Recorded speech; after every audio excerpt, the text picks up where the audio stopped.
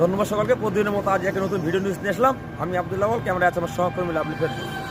আমি আপনার আজকে দেখাতে চাই যে আজকে সকালে কিন্তু তাপমাত্রা কিন্তু আপনার 14 ডিগ্রি সেলসিয়াস তাপমাত্রা ছিল, কিন্তু রোদ উঠার সাথে সাথে তাপমাত্রা কিন্তু আপনার হাই হয়েছে এবং ইতিমধ্যে এখন সন্ধ্যা নামার সাথে সাথে তাপমাত্রা কিন্তু 14 জায়গায় কিন্তু এখনও 11 এবং 12-র মধ্যে তাপমাত্রা রয়েছে। আপনি দেখতে পাচ্ছেন যে আমাদের যে মানে কুয়াশা কিন্তু এখন নেই, কিন্তু শীত মানে খুব প্রচুর পরিমাণে ঠান্ডা রয়েছে।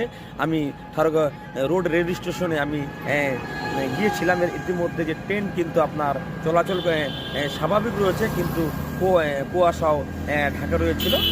এই ছিল সংবাদ। পরবর্তী আপনাকে নতুন একটা ভিডিও নিউজ দিয়ে আসবো। ধন্যবাদ।